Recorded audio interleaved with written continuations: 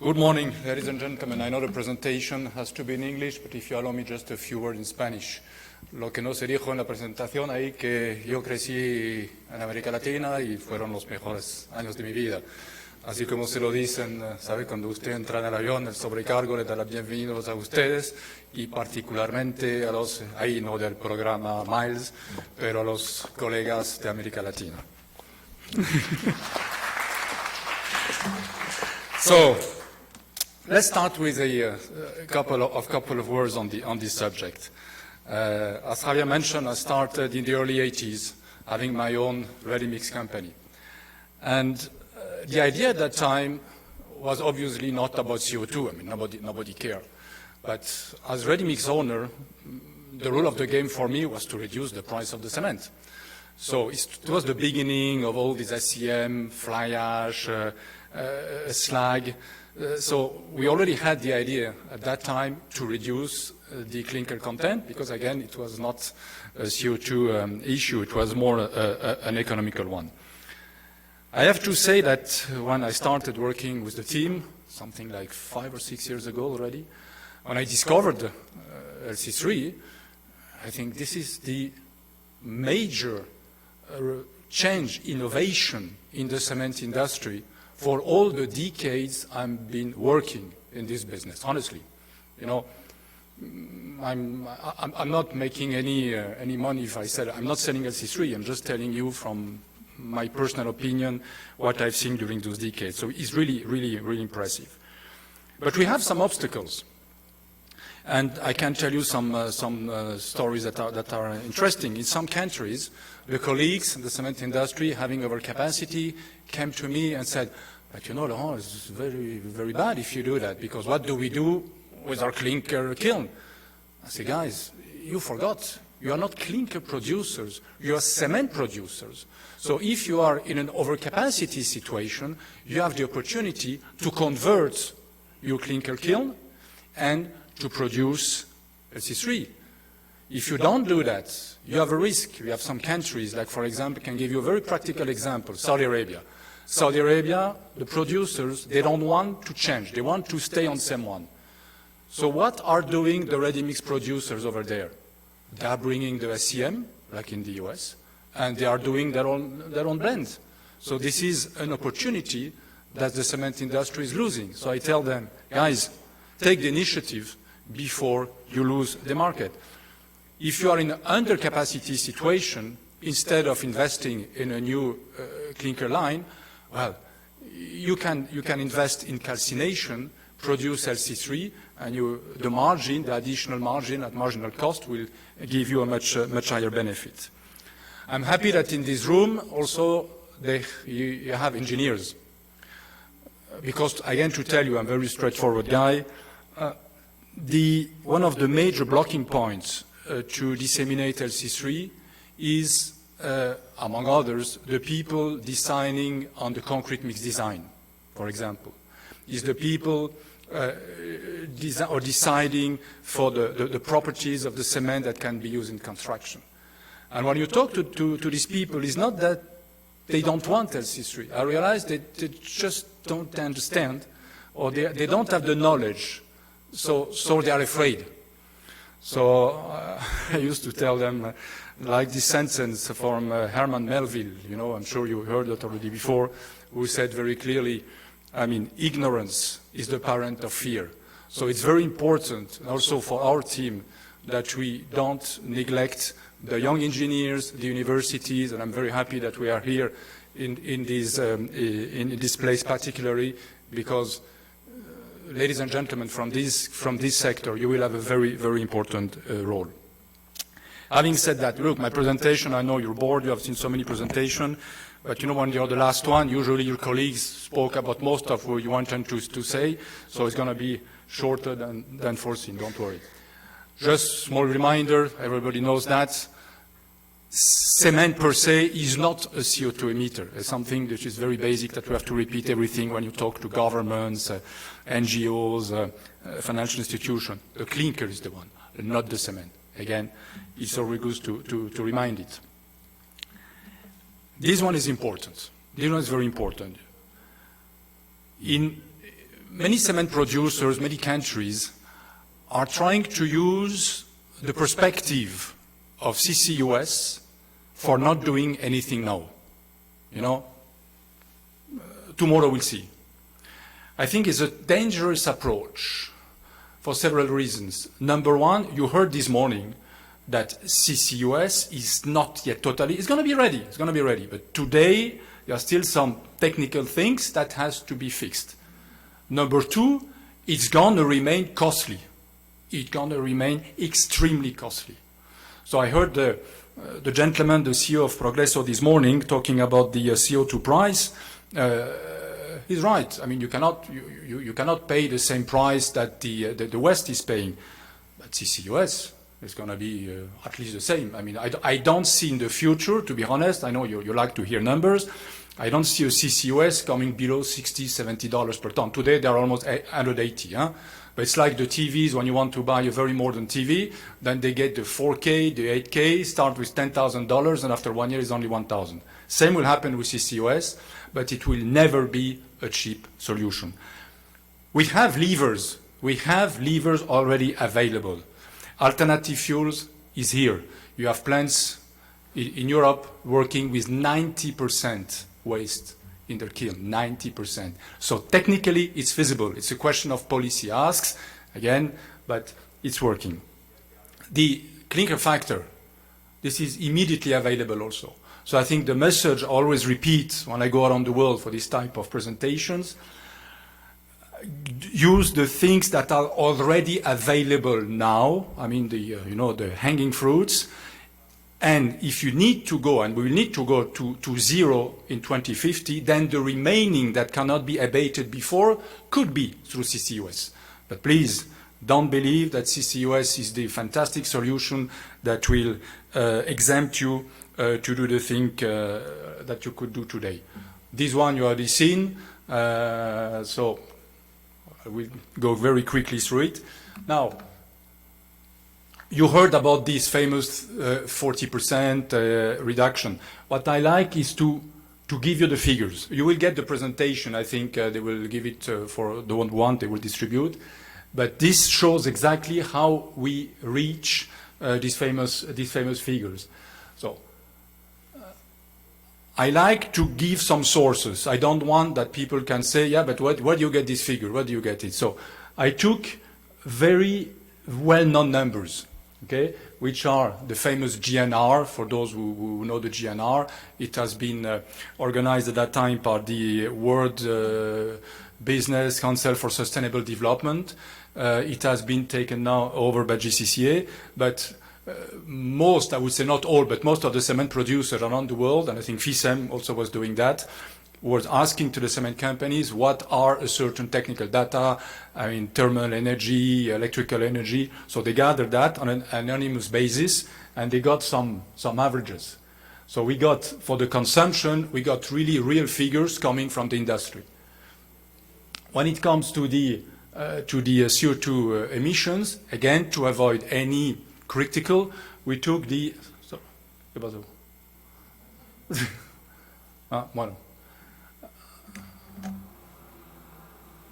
You get rid of that? Or? Gracias. So we took the IPCC. Again, no discussion. That comes from an official source. So I don't want to comment all the figures. What I wanted to tell you is that those figures are real. Okay, so it's not estimation we did like this. They are real. So it shows you that the emission from the process of the clay, 211 kilo CO2 per ton, 4 times less than clinker. 4 times less than clinker. So there is one debate. People are saying, yeah, but sometimes the clay have some limestone. I'm not sure when you calcine the clay at the temperature you're calcining it that you necessarily break the molecule in the limestone for the carbon and get it out. It has to be, the experts here will confirm, but I'm not sure that that's happening. If you convert now that into the cement itself, to see the influence, the reduction in terms of CO2, again, you heard about this figure, 40%. The purpose here is to show you where it comes from, to make sure that you know it's not, again, an estimation, it's not debatable, it's real figures. Okay? So the total emission of LC3 and LC350 to match CEM1 is 493 kilo per ton cement. You all know in your plants how much you emit for a CEM1. Now, you will tell me in many countries here, the benchmark is not the CEM1. Fine, but I heard you're still producing 35% in LATAM of CEM1. Sorry to have a very straightforward language, the people know me. CEM1 has no place anymore in the world, period. A cement like this, that pollutes like this in terms of CO2, it can be replaced by other type of cement, has to be banned, clearly, okay? Sorry to be straightforward again, but it's very important. We should not produce CEM1 anymore. We have solutions. Before we go on the CO2, just a small remark on the CO2 taxation. I fully agree. You cannot, in the south, have the same CO2 tax than in the west. The west today is they reach $120, $130 per CO2 ton CO2. You cannot afford that. Has to be much less. Has to be, but even symbolic. We must give the message that CO2 has to be taxed. That's very important. That's one thing. And number two, I was very impressed by the presentation of Progresso this morning, but I can tell you it's not the case of all cement people around the world. I mean, as I think Javier said, I was the head of the M&A for the Holcim Group, so I know most of the cement producers in this world. They are still really bottom line oriented. Yes, they make nice reports about CO2, blah, blah, etc. But at the end of the day, they look for the bottom line, okay, because they have shareholders. I mean, you have the advantage here in Progresso. There is one man mainly. When I started with Holcim, that was my case. We are one boss, one owner, so things were fine. But you have shareholders, investors, pension funds. What do they want? Bottom line. They don't care for the CO2. Let's be pragmatic. Let's face it. So if we want to decarbonize, we need to be economically attractive. And in order to be economically attractive, we have to somehow penalize the CO2 emissions. You do the way you want, but it has to be done like this. Okay? So, pozzolan. I know here in many countries, you have very good pozzolanic cement. Nothing against it. But please, don't compare apple with pears. If you have a pozzolanic cement, you see that the compression strength. If you have a pozzolanic cement with 65% factor clinker, don't compare with an LC3 of 50%. Doesn't make sense. Compare with a 35% LC3. And don't forget also something important. If we want to decarbonize, this is very well done in the GCCA roadmap, we have to consider the whole value chain. It's not only the CO2 in cement, but also the cement in concrete. If you have a high quality cement with a high compression strength, you can reduce its content in the concrete. So it's not necessarily the interest to have a low quality cement. The same later on in the construction design. I'm saying it has to go, if you look at the roadmap of GCCA, it's in the cement, in the concrete, and the construction design. So again here, reactivity matters. No, I just made this slide also to compare what happens in terms of CO2 emission in many countries if you have a 65% clinker factor with pozzolanic cement. So same calculation, some methodology, some reliable sources. Look, you still can save 30%, 31% less CO2. Why? Because instead of to have the same compression strength with a 65% clinker factor pozzolanic cement, you can use 35% LC3. So in terms of CO2 emissions, is still much more favorable. Not only me saying that. This is RILEM.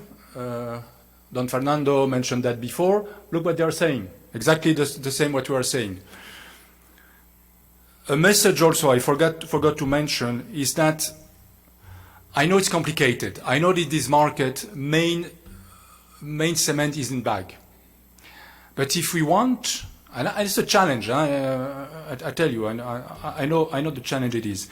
If we really want to fine-tune the content of cement in concrete and the content in the concrete and the construction, ideally, we should have bulk cements and concrete produced in automated batching plant.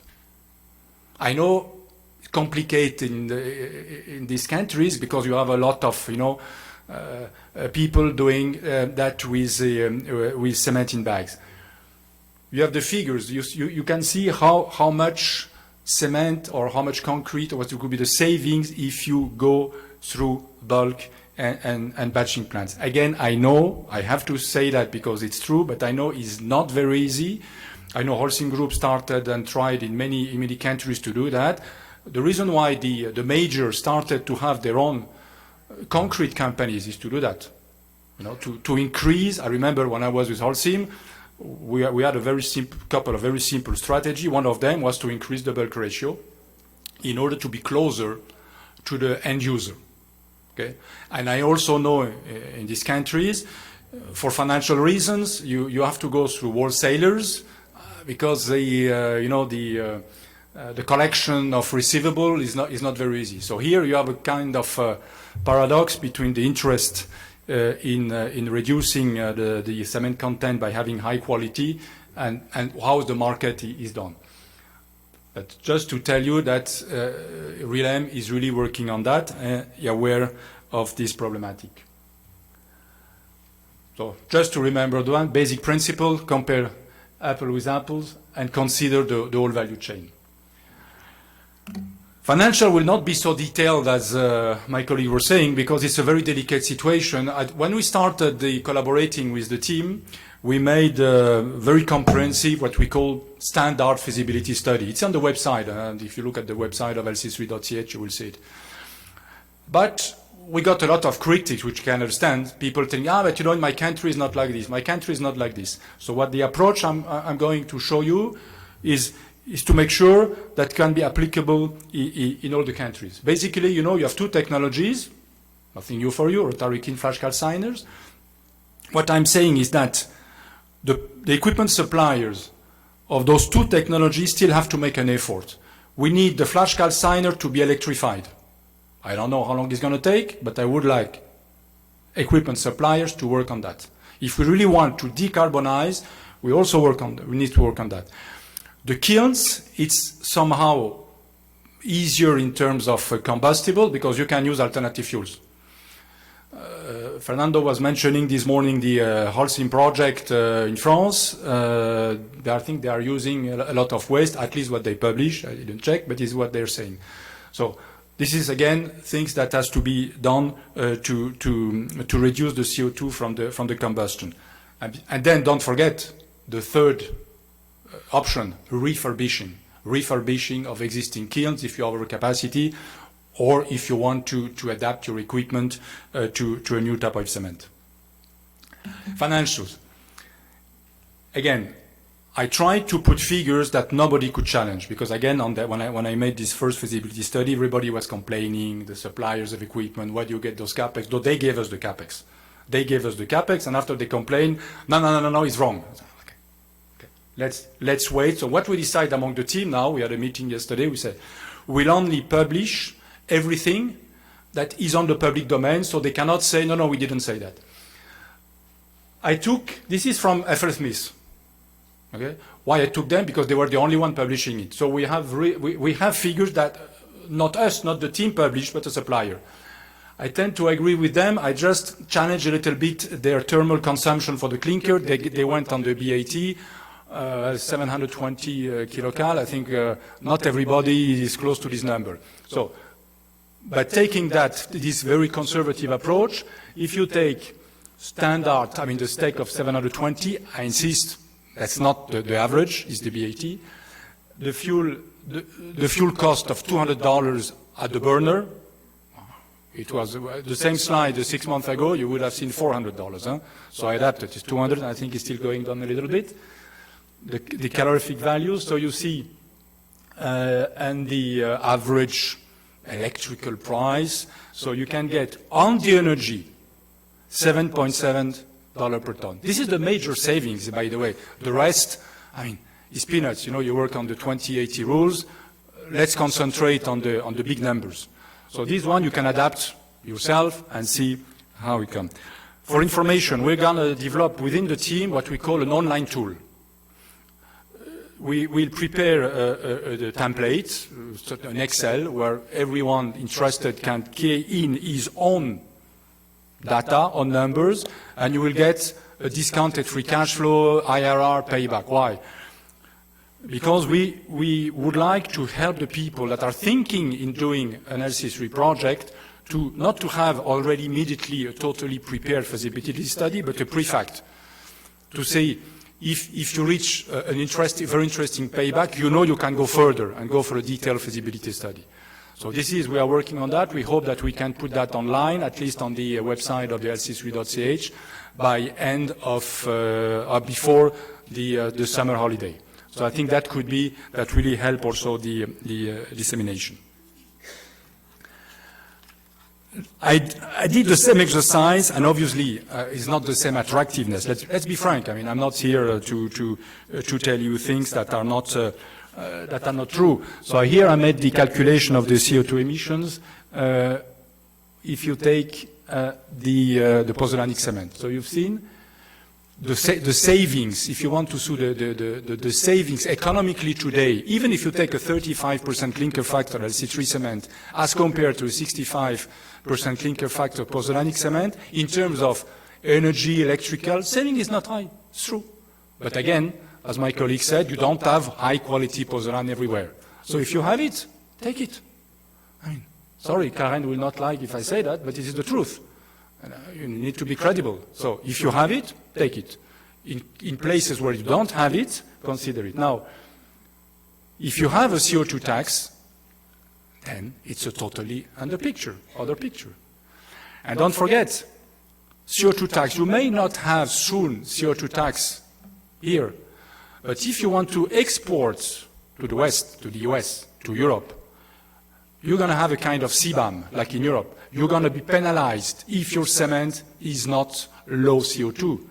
It's going to happen in the US. So the incentive for people that want to export will be not only on local CO2 tax, but because you will have to pay a penalty similar to what the colleagues are paying in the US or in Europe on the CO2. Europe, I tell you today, is around 90. The CBAM will be 90. So that could also give you an incentive to produce. Standardization, that's not really for this part of the world, but to tell you, Europe adapted the EN 197. They changed it in 1.5 years. For those bureaucrats, it takes them usually 10 years. They changed it in 18 months. So to show you the willingness to really do the right things. So what we are doing now with the team, we are adapting these standards in every country that is applying European standards, mainly Africa. Okay? But we are doing that to show you that the standards is very important. But I repeat that, standards is not all, is the people at the end that prescribe the mixed design in the concrete that have to be convinced. That's even more important than the standards. What was that? Yeah. So, yeah, just very briefly, no need to comment too much on that, but this is a short extract of, because people are saying, yeah, but you know, LC3, was the recognition, was the international recognition, does this product have a future? So just to show you kind of publication from really well-known and acceptable source, this is IEA. You will get all those slides later on, but just to show you a couple of examples. This is from Heidelberg. You heard about this project this morning about Ghana. Heidelberg have 12 LC3 projects around the world today. 12. Okay? This is the one of Ghana. Holcim announced furthermore, Holcim has 13 projects around the world. So people are saying, but why they don't announce the project? It's a question of competition. You don't want to tell your competition what you're doing tomorrow. So it's announcing when it's produced. But since the team, we work with those producers, we know what they have. VCAT already done, and VCAT has 4 projects. FL Smith made a very good advertising. I don't know if someone from FL Smith is in the room, so thank you. Very good advertising for LC3. You know, so they confirm what you were saying, high savings, even 45, I'd say, no 40, that's fine. They confirm the savings economically. So, I mean, again, I like to show sources that do not come from the team. ThyssenKrupp, also, figures mentioning the interest of LC3. ThyssenKrupp.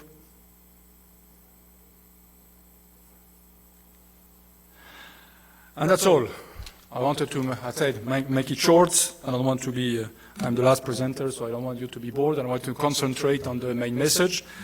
So if you have any question, I'm very, very happy to answer that. I'm not an engineer, but 40 years in this business and visiting I don't know how many cement plants around the world, I start to understand. I don't make I make the difference between concrete and cement after 40 years.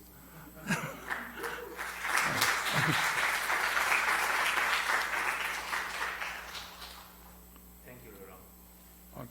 Welcome. I have few questions for you from the audience. Mm-hmm. First question, are there patents slowing down the pace of the introduction of LC3? Okay, so switch off. I don't want to have the EPFL logo. Take that out. I will give you the answer. Take me out. Okay. Look, it's a sensitive issue, so I will give you my personal opinion. Sometimes you have to be politically correct, but again, I speak straightforward. I want to tell you the truth, what I think, and what many cement producers are thinking about. This story of the patent, I think for me, is big marketing operation. Okay, it's very fragile. I don't know, but if you are aware, but in Europe, for example, Cementis had a patent. It has been revoked. The biggest one was the one Cementis. It has been revoked. So they went into appeal. My personal guess is that the motivation for revocation was so strong, they even didn't look into really the details there.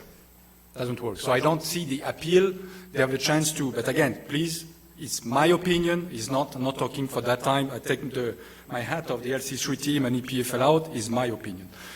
Now, second thing I can tell you, when I was talking to the colleagues in Europe, doing project, I say, hey guys, you're doing project, you're going to pay something to Cementis? I say, on my dead body. They never intend to pay anything. So they were deciding to do projects in Europe, which were at that time covered by the patent, and they say, we will never pay a penny. Okay? Why they can afford to do that? Because when you're such a gray zone, better than attacking the patent, because at the end of the day, who's going to be making money? Baker McKenzie and you name them, the lawyers, it's going to cost millions. So what I believe is that anyone is producing LC3 in a country where there is a so-called patent, the risk that the owner of the patent will go into litigation is extremely thin. First of all, because they are not sure they will win, and the Cementis example will definitely cool down a little bit of high expectations. And they know the cost of the lawyers. You don't take the lawyers of the next corner to do that. You take the big guy that will charge you $5,000 a day. So if you compare your cost of litigation, the duration of such a procedure, as compared to the benefit you can get by getting some license, my personal guess, and shared by many cement producers, is that absolutely zero risk. Now, people are saying, but can you, as team, attack those? I say, look, we are acting for the public sector. We cannot act or take stance on that. But what we are doing, we put on the website of the LC3 everything which has been published on LC3 since we started. So I can tell you in the case of Cementis, the documentation that Heidelberg and Holcim took, because the claim came from them against the patent, was taken from sources that have been published in the LC3.ch website. Okay? So again, we need to be neutral, but don't hesitate to look at all the material that are published here. If one day one of you is producing LC3 in a country and is attacked. Okay? I try to be politically correct, but quite straightforward, and I hope this answers the question. Thank you very much. Next question. What are the estimated costs of carbon capture utilization in the near future? Today, if you consider the storage, okay, because you have to include the storage, we are talking about roughly $180 per ton today. My guess is, I came back to the example, you know, of the 8K TV, that the price goes down. We don't see it being below $60, $70 at the 10 years horizon, honestly. So at the end of the day, it will remain an extremely costly exercise, and I don't see it coming very soon in the south. I mean, you talk LATAM, Africa. Some people will disagree with my statement, but I think that's going to be mainly concentrated in Europe, unless, and we are thinking with GCCA on the special scheme, where we could do a kind of carbon market between the West and the South. So what's the concept we are working on it? Is that, for example, let's say Heidelberg would like to decarbonize its production in Germany. But instead of doing CCUS in Germany, they do an installation somewhere, I don't know, in Africa, because probably or mainly the cost will be lower. So we need to create a kind of carbon market within the cement industry that could allow to have a cheaper solution for the CCUS, still decreasing the CO2 emissions. Okay? But I repeat, this is not the panacea. Do alternative fuels today and clinker factor, and take the CCUS at the very end. Thank you. We have two more questions. What is the tendency in the cost of the LC3 cement on the market? Higher or lower than the normal cement? I mean, then you are... For me, LC3 is a top quality cement. So if you sell it at a discount, you give the wrong message. I mean, for me, the bad cement is M1. It's not only the quality, it's the harm to the planet. So LC3 is a better cement than SEM1 because he has the same performance and he pollutes less. So you must sell LC3 at a higher price, if you ask me. It's not very easy. But, you know, I will tell you, I was in Peru once, and I visited a plant in Arequipa. And I was very amazed to see this plant producing 100% pozzolanic cement. I told the guy, the CEO, Cemento Gloria at that time, I said, how you did it? He said, very simple. Not the service. You inform all the customers that January 1st we only produce pozzolanic cement. Feel free to get someone from somewhere else. That's it. In the US, they did the same. The DOT, the famous, very powerful, feared Department of Transportation, never wanted to hear anything about something else than SEM1. So once the American producers together made a very good decision, they said, guys, no more SEM1, limestone cement. You don't like our limestone cement? Get it from Turkey. And now the DOT is using limestone cement and is very happy, you know. So. Okay. And last but not least, what are the funding opportunities for companies willing to produce LC3 cement?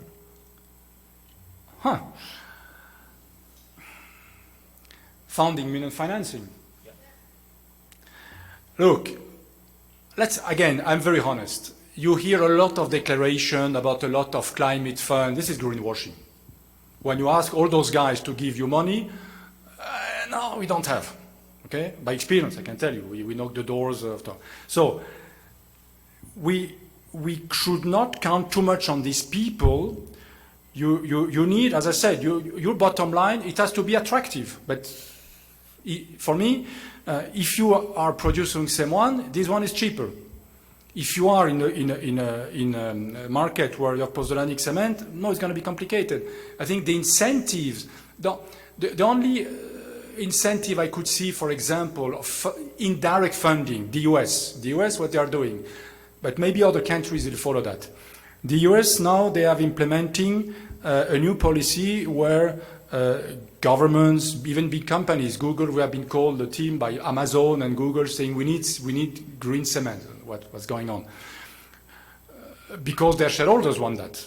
Because a guy like Bezos, Larry Page, and all those guys, they want to do something on the green. So the US are saying to the cement producers or other producers, if you are asked to produce a clean cement in a specific type of construction, and if you show us that the production cost of this cement is higher than the cement you're producing today, we pay you the difference.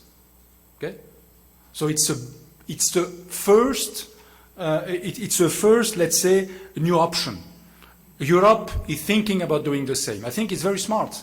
You should incentivize people to produce a better cement in the construction.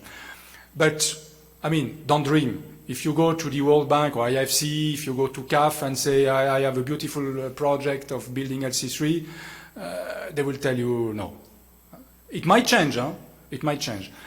I think about another idea is that those people will not finance private interest. But if you find the way to have, let's say you have a project, you can initiate a project of social housing in a country. Okay? Then this project specifically could be green financed because it's for the benefits of all. It's somehow public sector. So that's in an indirect way, and probably for me the most attractive now to get indirect incentive to produce cement.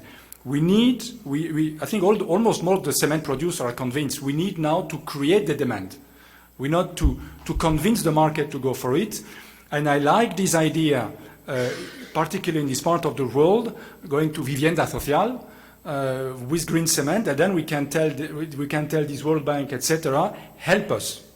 And this one, yes, they will finance, because it's not going into private interest. Thank you very much. There are no more questions. Thank you.